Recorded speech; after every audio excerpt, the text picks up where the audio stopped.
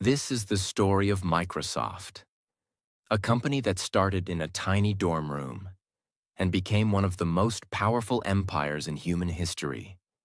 A story of vision, failure, rejection, obsession, transformation, and ultimate dominance. A story where one young boy decided to dream bigger than anyone else, and then actually built it. And today, we use his dream every time we open a computer, every time we use Word, PowerPoint, Excel, or Windows. But behind all that technology is a story of struggle, fights, betrayals, genius, and reinvention. In today's video, we begin the true story of Microsoft. From a college dropout to the world's richest man, from a tiny software contract to a company worth over $3.8 trillion. This video is also great for your English learning. We use clear, simple English to help you understand every moment, and you will learn English and success together. So grab your notebook, because this isn't just a video. This is a masterclass in how to think, how to lead, and how to win. Part 1. The boy who fell in love with computers. Before Microsoft became a global empire, there was a boy, not rich, not powerful, not famous, just a boy with glasses, a fast brain, and a deep obsession with computers.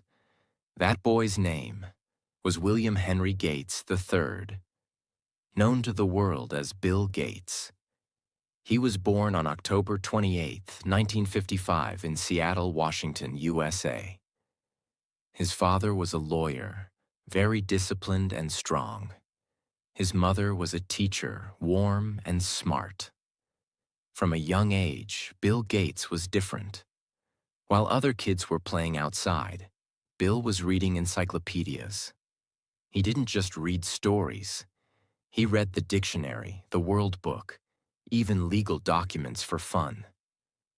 At the age of 7, he was already thinking like an adult. He loved logic, numbers, and solving problems. At the age of 13, Bill went to a private school called Lakeside.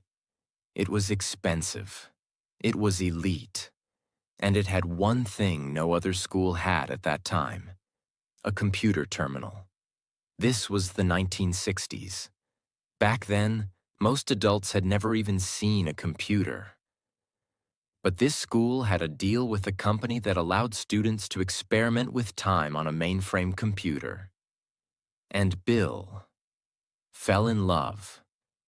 He skipped gym class just to sit in front of a screen, typing strange commands, solving problems, breaking things, fixing them.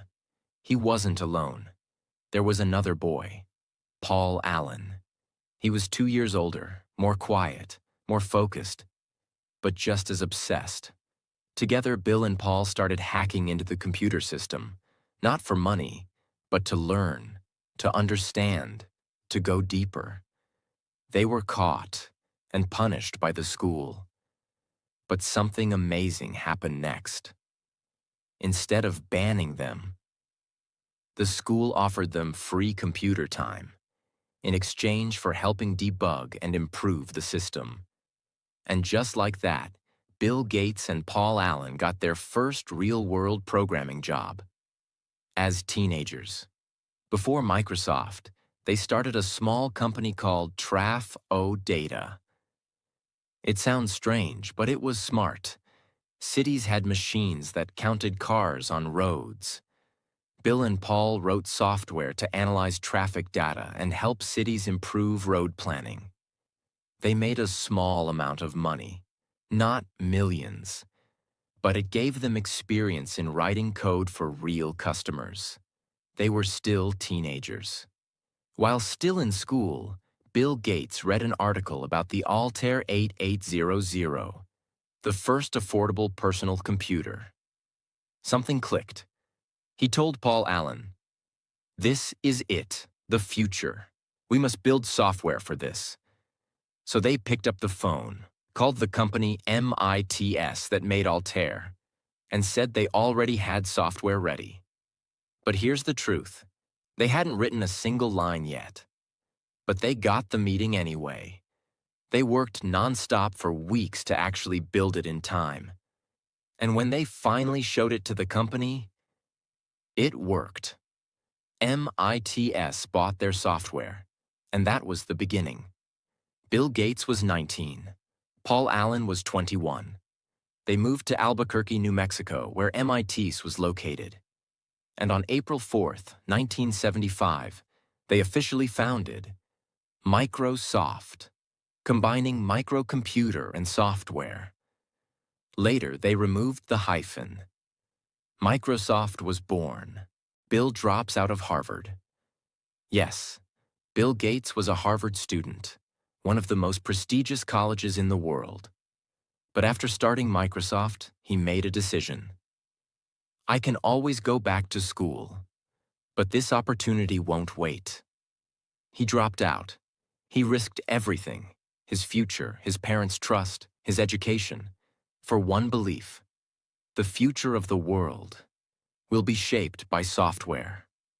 And he wanted to write that software. Microsoft was now real.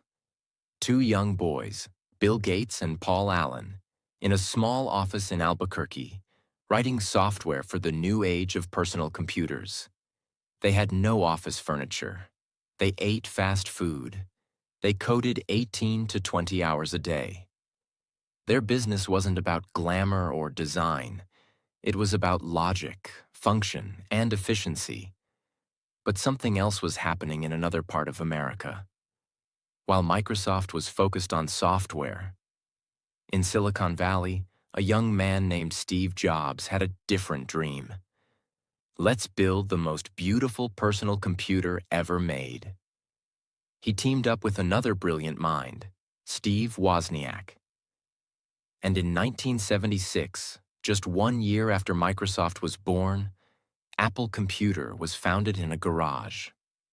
While Bill Gates was building software, Steve Jobs was building hardware. In 1979, Steve Jobs invited Bill Gates to come visit Apple's headquarters. Jobs showed Gates something shocking: a secret project called the Apple Lisa, a new computer with a graphical interface. Instead of typing commands, you could now click icons with a mouse. This was revolutionary. Until now, computers looked like black screens with green text. But the Lisa had windows, icons, menus, and clickable folders. Bill Gates was stunned. This was the future. Apple, believing they had the lead, hired Microsoft to build software for the Macintosh, their next big computer. Microsoft made Word, Excel, and other programs for the Mac. But secretly, Bill Gates had a plan.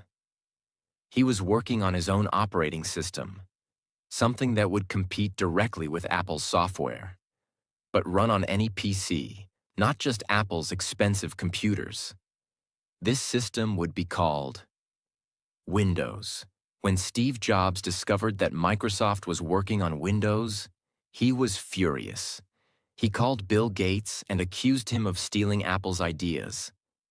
But Bill Gates replied with calm logic. Well, Steve, I think it's more like, we both had this rich neighbor named Xerox, and I broke into his house to steal the TV. But you already stole it. What Gates meant was this: both Apple and Microsoft had borrowed ideas from Xerox, a company that first invented the graphical interface, but failed to see its potential. Jobs took it. Gates took it too. But Gates was more strategic. Instead of building expensive hardware like Apple, Microsoft would build Windows software and sell it to every computer manufacturer in the world. That one move would change everything. In 1985, Microsoft officially launched Windows 1.0. It wasn't perfect. It was slow. It was buggy. But it had something Apple didn't: open access. Any computer maker, IBM, Dell, Compaq, HP, could install Windows on their machines.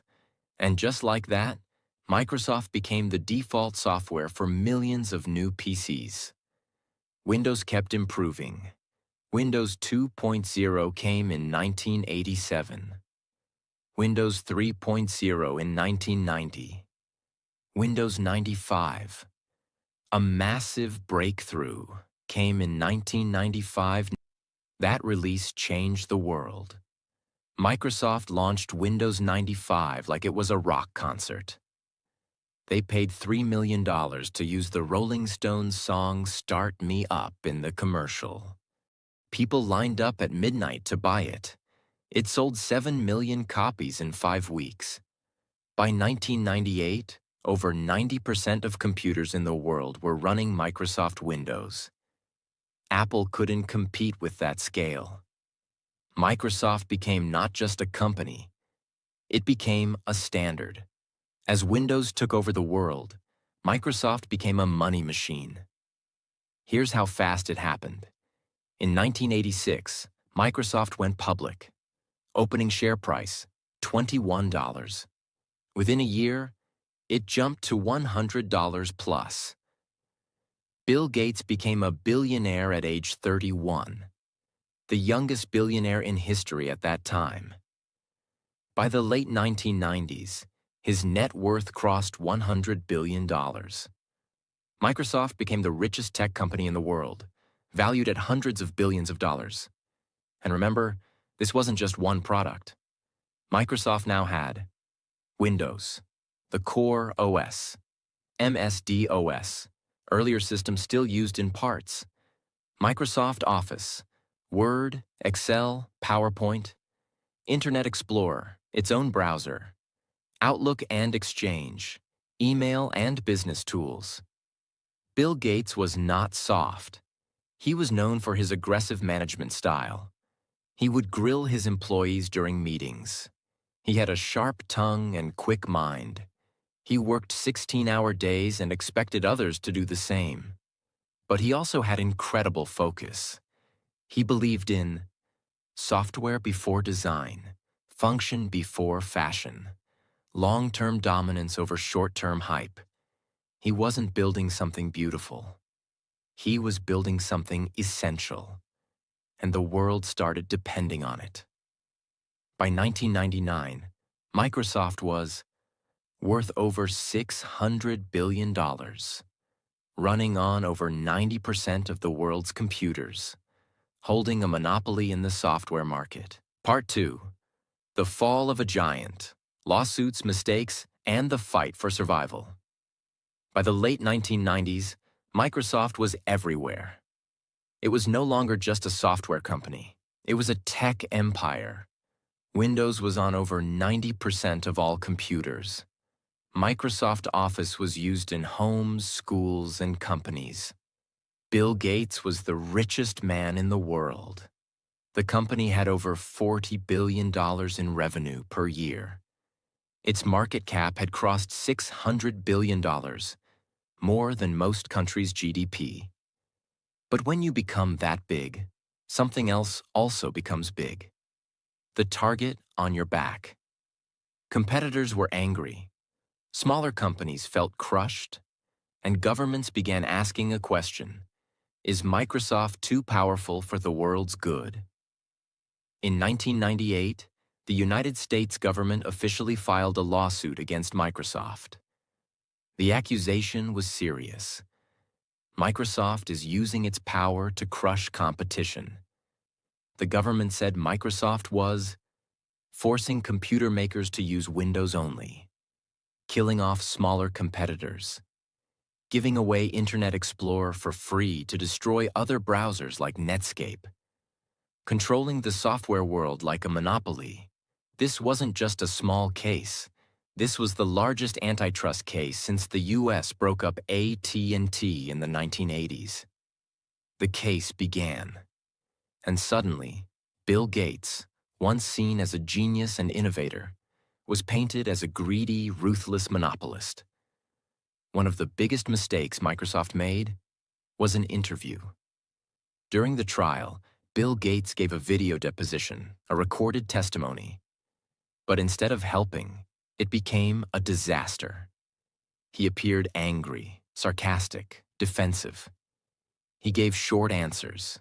He refused to accept obvious things. He looked arrogant. The public reaction was strong. Is this how the richest man in the world behaves when questioned? The government used this footage to show the world that Microsoft had no humility, no responsibility, and no respect for fair competition. After months of trial, the judge gave a shocking judgment. Microsoft should be broken into two separate companies, one for Windows, one for everything else. This was a bombshell.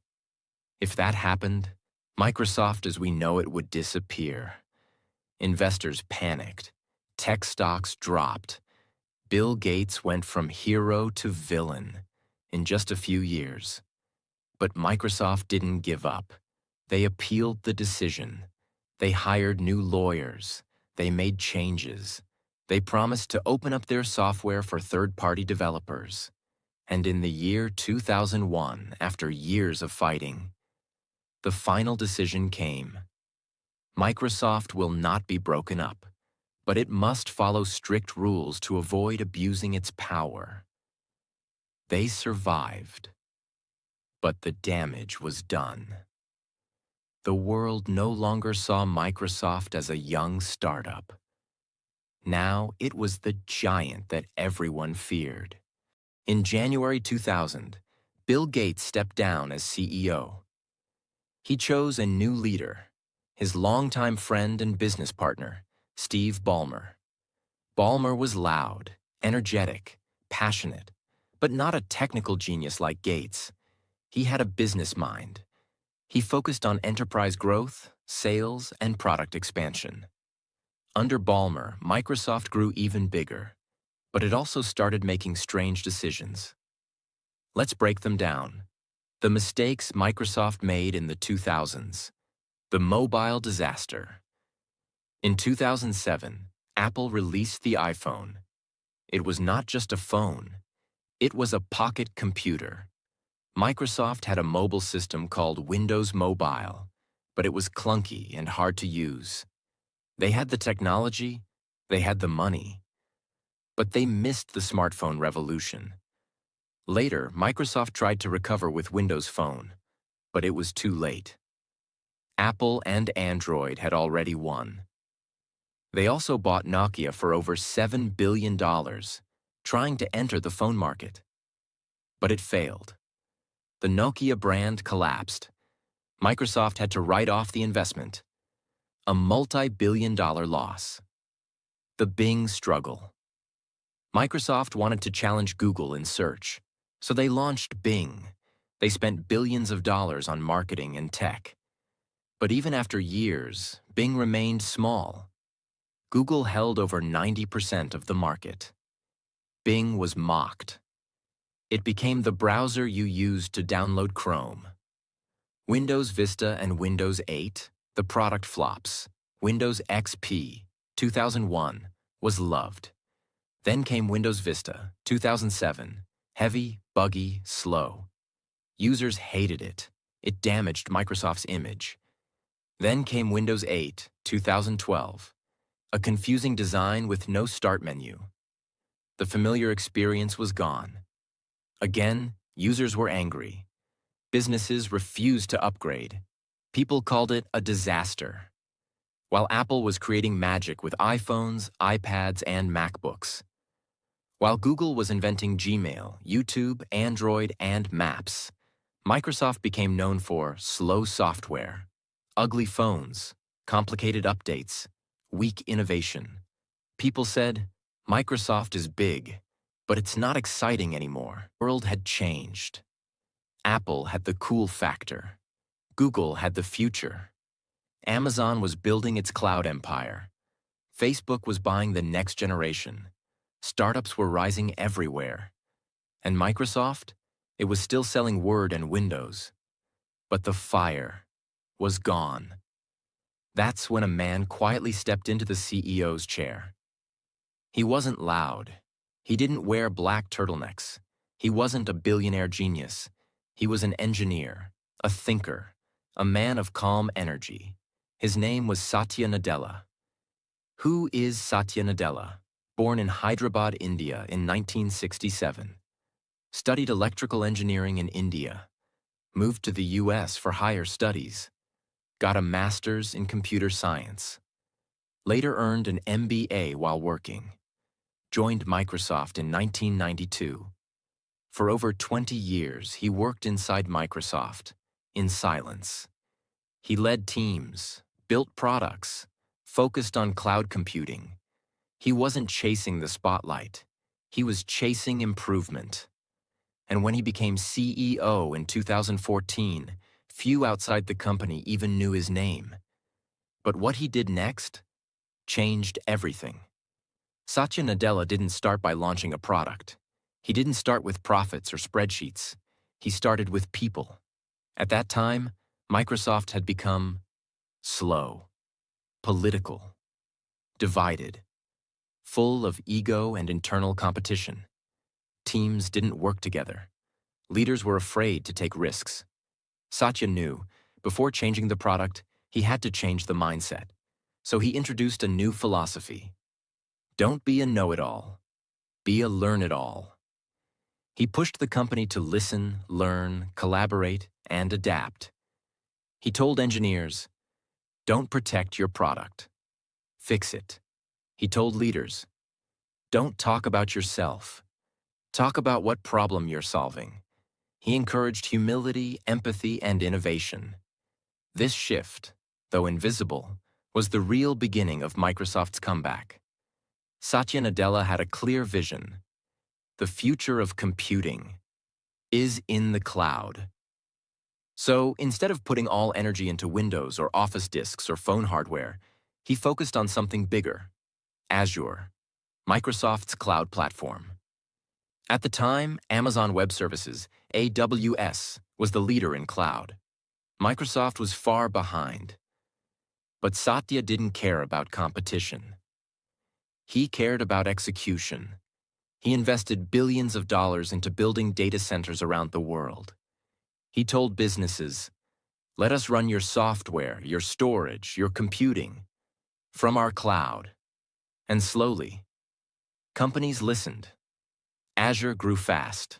From a small division, it became a core engine of Microsoft's growth. Today, Azure generates tens of billions of dollars every year and is now neck and neck with AWS in global market share. It became one of the most profitable, scalable, and future-proof businesses in the tech world. Under old Microsoft, anything outside Windows or Office was a threat. Linux, enemy; Android, competition; iOS, ignored; open source, rejected. But Nadella saw things differently. He said, we're not here to fight the past. We're here to serve the future. So he made bold decisions. Microsoft joined the Linux Foundation, released software for Android and iOS, made Office available on Mac, iPad, iPhone, and Android phones, supported open source projects on GitHub.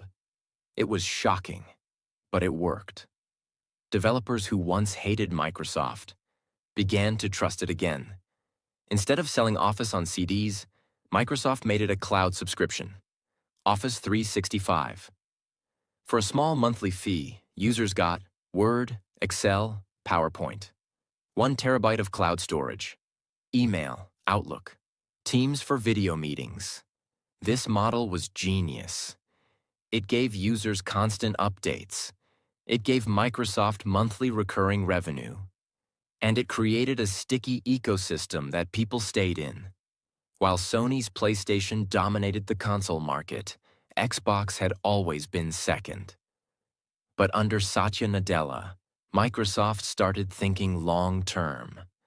Instead of just selling consoles, they focused on Game Pass, a subscription service for gamers. For $10 to $15 per month, users could play hundreds of games across Xbox, PC, and cloud. This made Microsoft different. They weren't selling boxes. They were selling freedom to play. By 2024, Xbox Game Pass had over 25 million subscribers, and Microsoft's gaming division was generating over $16 billion per year. During the pandemic, remote work became the new normal. Video calls, online meetings, team collaboration. Microsoft launched Teams, an all-in-one workspace for chat, video, files, and meetings. Within just 2 years, Teams grew from 20 million to over 280 million users. It became essential, not just for companies, but for schools, hospitals, and governments. Satya Nadella made bold billion-dollar investments that shocked the tech world. 1. LinkedIn, 2016, for $26.2 billion. Everyone asked, why? But it worked. LinkedIn's user base exploded. Microsoft integrated it into Office, Outlook, and AI tools. Today, it makes over $15 billion per year. 2. GitHub, 2018, for $7.5 billion. A platform for developers. This was a trust play. Microsoft told coders, "We support your work." GitHub kept growing, and so did Microsoft's image among developers. 3. Activision Blizzard, 2023, for $69 billion. The largest gaming acquisition in history. Microsoft now owns Call of Duty, Candy Crush, World of Warcraft, and more. A massive move to dominate gaming across console, cloud, and mobile. Let's look at what happened to Microsoft under Satya Nadella's leadership. Market cap, from $300 billion to over $3.8 trillion. Azure cloud revenue, $70+ billion annually. Office 365 revenue, $50+ billion annually. Gaming, over $16 billion annually. Stock price, grew more than 10 times in less than 10 years. Microsoft became the world's most valuable company again. More than the money, Nadella brought humanity back to Microsoft. He talked about his personal journey. His son Zane was born with cerebral palsy. He spoke openly about empathy, pain, and seeing the world through others' eyes. He built a company that wasn't just about code, but about people. Part 3. The future in their hands. How Microsoft is quietly building the next world with AI. By the time the world noticed the AI revolution, Microsoft was already ahead of it. Other companies were still talking about what artificial intelligence could do. But Microsoft? They were already doing it. Building, investing, and integrating AI into everything they touched. This wasn't a small shift. This was the beginning of a new era. And Microsoft had prepared for it long before anyone else understood how big it would be. What is AI? And why it matters for Microsoft? AI, or artificial intelligence, is no longer just about robots or science fiction movies. Today's AI means writing human-like text, understanding spoken language, analyzing billions of data points instantly, making decisions, suggestions, and even creating code. Helping businesses, students, creators, and doctors in real time. Microsoft saw AI not as a feature, but as a new platform, like Windows was in the 90s, or the Internet was in the 2000s. This time, they wanted to own it from the beginning. Let's go back to 2019. Microsoft made a decision that shocked many people in the tech world, but only later. They partnered with a small but powerful company called OpenAI, the creators of ChatGPT. Most people didn't even know what ChatGPT was at the time. But Satya Nadella and his team understood one thing. Whoever controlled the most powerful language models will shape the future of how humans and machines interact. So Microsoft invested quietly. First $1 billion in 2019. Then, over time, more than $10 billion by 2023. They didn't just give money, they offered cloud power through Azure. So OpenAI could train its giant models like GPT-3 and GPT-4. In return, Microsoft got exclusive access to embed these models into its own tools. And that's when everything began to change. Microsoft didn't create a separate app to showcase their AI. They integrated it directly into the tools people already use every day. Microsoft Word, Excel, Outlook, PowerPoint, Teams, Edge browser, Windows 11, and they called it Copilot. Because this AI isn't your boss. It's not taking over. It's flying with you, like a second brain. Now, with Copilot in Microsoft Word, you can ask it to summarize a long document. Tell it to rewrite your text in a more professional or friendly tone. Ask it to generate an entire report just from a few points. Fix grammar and clarity automatically. Brainstorm headlines, intros, or creative openings. For students, writers, and professionals, this changed everything.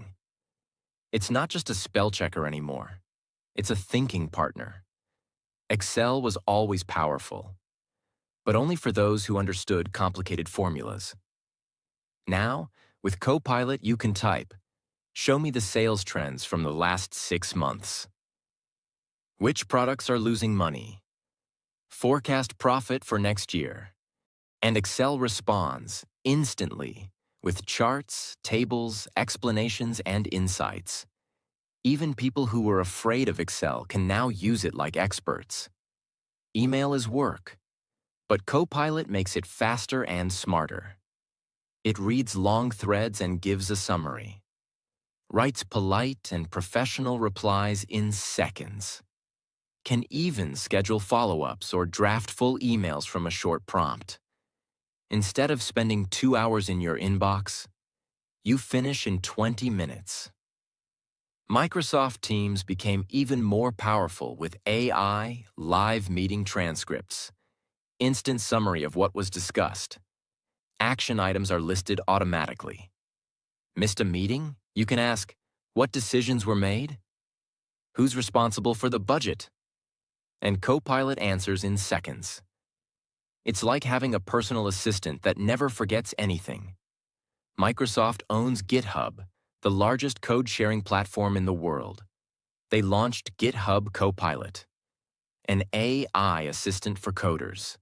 Now developers can write code faster, get real-time suggestions, learn best practices, fix bugs with AI help. This tool is now used by millions of developers globally. Microsoft didn't stop with Office. They started embedding AI into Windows 11, with Copilot integrated across system-level tools. Bing Search, offering conversational search powered by GPT. Edge browser, summarizing websites, generating content. Azure AI services, allowing businesses to build their own AI-powered apps. They built a full-stack AI platform, infrastructure, Azure. Models, OpenAI. Tools, Office, Windows, GitHub. Delivery, cloud plus desktop. They became the only company that controlled all 4 levels. While other companies were arguing about AI's risks, launching separate AI apps, fighting over ethics panels, Microsoft kept one focus: make AI useful, make it invisible, make it powerful for everyone. They didn't talk too much. They didn't hype with loud marketing. They simply put AI into the tools billions of people already use. This quiet power is exactly what makes them dangerous to competitors and essential to the future. Build AI safety teams, created internal responsible AI guidelines, and worked closely with researchers to prevent misuse of large models. Their goal wasn't just speed. It was safe speed, something other companies struggled to balance. Doctors, summarize medical records instantly. Lawyers, scan thousands of legal documents in seconds. Students, learn faster and get answers in real time. Businesses, reduce cost and increase productivity. Teachers, create lesson plans in minutes. Writers, create articles, books, and scripts. Coders, build apps and websites 3 times faster. They're not replacing people, they're amplifying them. Satya Nadella rewrote the company's mission as to empower every person and every organization on the planet to achieve more. And now, with AI, they're doing exactly that. They're no longer chasing the world. They're building what the world will use next. Education, giving every child a window to the world. Before, if you didn't have a teacher, a library, or a proper school, you had no way to learn. Now, Microsoft tools are turning walls into windows and villages into classrooms. Microsoft Teams for Education. Used in over 180 countries, Teams is not just for business. It connects students to teachers, schools to each other, parents to school progress. In countries like India, Ghana, and Brazil, Microsoft helps small schools bring world-class education into classrooms that once had only chalkboards. Children who had never seen a computer now attend live lessons, submit homework, and ask questions, all through Teams. Reading Progress. Microsoft launched Reading Progress inside Teams, a tool where students can read out loud and AI tracks their speed, accuracy, and pronunciation. It helps teachers support students one by one, even in overcrowded classrooms. And the best part? It works even with weak internet, designed for developing countries. This is AI for education at a level that matters. Immersive Reader, a tool inside Word and Teams. It helps dyslexic children, non-native English learners, visually impaired students. It reads text aloud. It highlights words as it reads.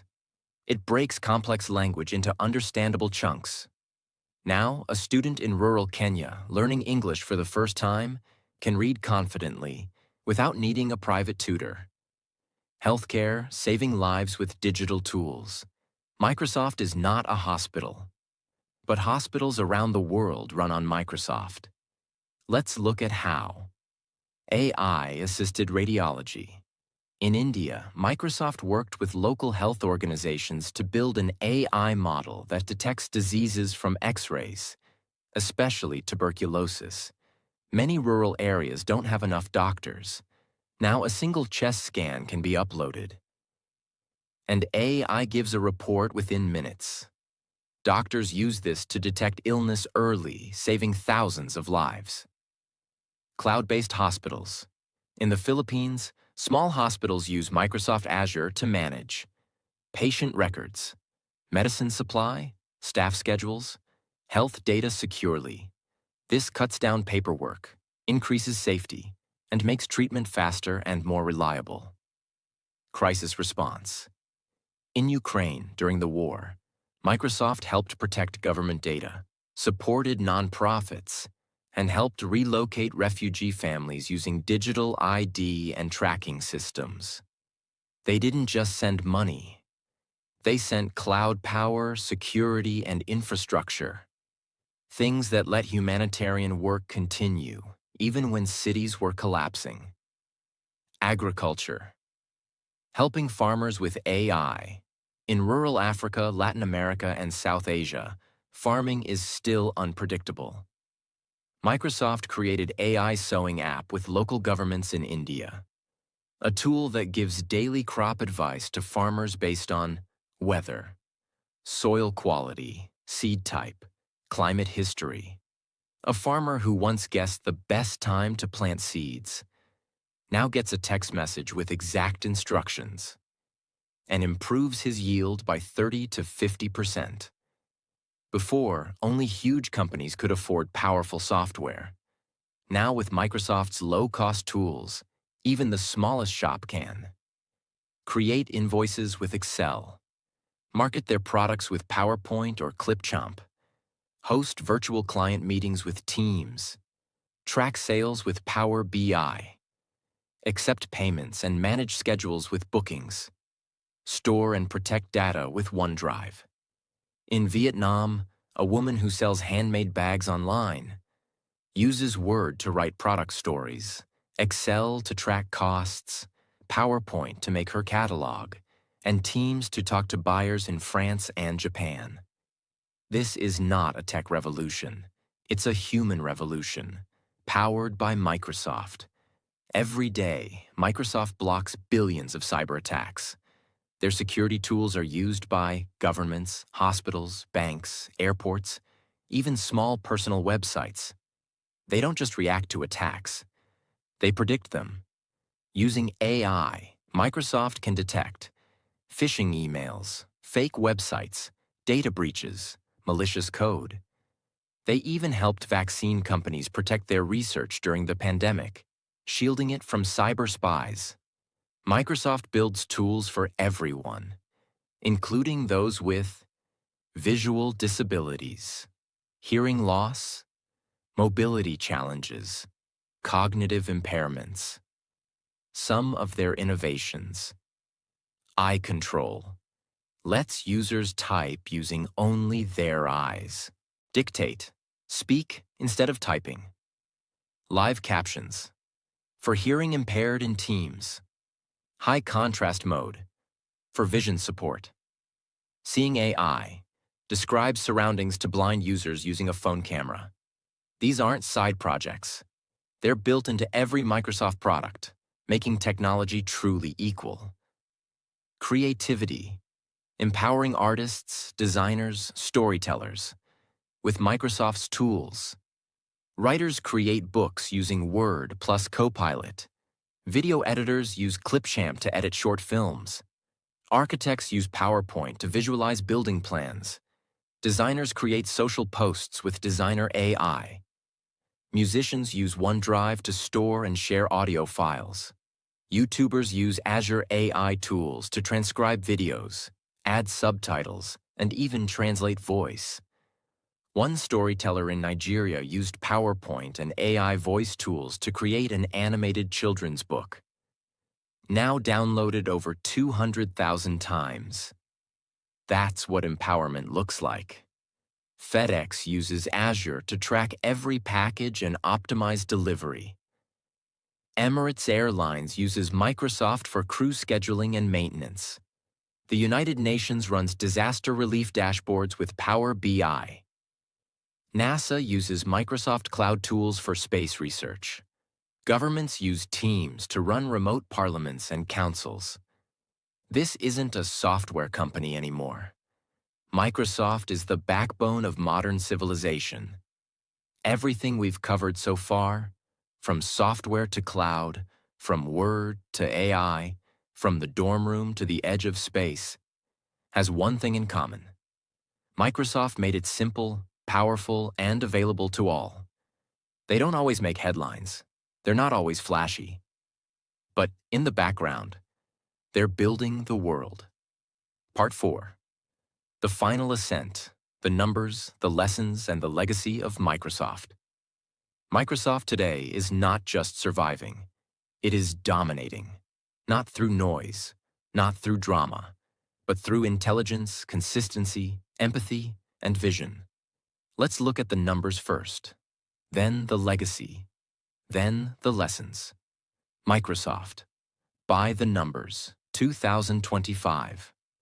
These are real-time facts about Microsoft's current size, power, and scale. Market capitalization. Microsoft's market cap is now more than $3.8 trillion. It is the most valuable company on Earth, sometimes switching positions with Apple and NVIDIA. Annual revenue. Total revenue, 2024 to 2025. Over $250 billion per year. That's more than the GDP of many countries combined. Core businesses, division revenue, Microsoft Azure Cloud. Over $75 billion per year. Microsoft Office 365, around $50 billion per year. LinkedIn, over $15 billion per year. Windows, over $20 billion per year. Xbox plus Gaming plus Game Pass, over $18 billion per year. Search plus advertising, Bing, Edge, etc., around $15 billion per year. GitHub, Copilot, and developer tools. Growing rapidly, future focus of AI revenue. AI integration plus licensing, OpenAI GPT access. Becoming a multi-billion-dollar stream by 2025. Employees. Over 225,000 employees in more than 190 countries. Offices on every continent, from Tokyo to Nairobi, London to Sao Paulo. Infrastructure. Over 60 data regions across the world, hosting AI, cloud, gaming, government, and military systems. Global reach. Microsoft products are used by over 1.5 billion people. Over 400 million Windows 11 users. Office 365 is used in more than 90% of Fortune 500 companies. AI leadership. Microsoft has invested over $13 billion in OpenAI. Integrated GPT-4, Copilot, and AI APIs into its full ecosystem, leading the enterprise AI market globally. Now let's talk about something even bigger than numbers. This is not a story about software anymore. This is a story about human potential. Microsoft didn't just sell tools, it helped build dreams. From students in Africa writing essays with Word, to researchers in Europe running simulations on Azure, to doctors in India scanning X-rays with AI, to grandmothers in America using Skype to call their grandchildren, to developers in Indonesia building apps on GitHub. Microsoft gave people power, and it did it quietly, without showing off, without chasing attention. Just like a good operating system, it worked in the background and let others shine in the front. Let's remember where it all started. A 13-year-old boy in Seattle, reading books, skipping gym class to use the school computer. That boy's name was Bill Gates. He teamed up with his friend, Paul Allen, and together they created a language for a machine no one believed in. From that tiny contract, to building Microsoft in a small office with no furniture, to creating Windows, Office, and Word, they didn't just write code. They rewrote how we live. But the journey wasn't perfect. Microsoft was sued. Microsoft was hated. Microsoft made terrible products. Microsoft almost missed the mobile revolution. Microsoft almost became irrelevant. But then came another quiet man. Not loud, not flashy, not famous. Satya Nadella, an engineer from India who brought back humility, empathy, and bold thinking. He didn't rebuild Microsoft's image with marketing. He rebuilt it from the inside, with culture, cloud, and care. And under him, Microsoft did something very few companies ever do. It came back stronger and wiser. Now here is the most important part of this story. The lessons for future. 1. Start small, but think big. Microsoft began with one contract, one machine, and a few lines of code. You don't need to start big, but you must think big and think with clarity. 2. Build useful things. Microsoft didn't chase trends. It built what people actually needed. Word to write, Excel to calculate, Windows to connect, Teams to communicate, Azure to grow. Ask yourself, what does the world need that I can build? 3. Be ruthless with vision, but kind with people. Microsoft was often aggressive with competition. But Satya Nadella brought compassion, humility, and teamwork. He proved that you don't have to be rude to be successful. You can be strong and still kind. 4. Fail, learn, repeat. Microsoft made huge mistakes. Zune, Vista, Windows 8, Nokia, Internet Explorer, Bing, early years. But they kept learning, kept listening, kept rebuilding. You are not defined by your mistakes. You're defined by your response to them. 5. Evolve or die. Microsoft could have died when the world moved to smartphones, cloud, AI, remote work, cross-platform tools. But it evolved, and now it leads. Comfort is the enemy of greatness.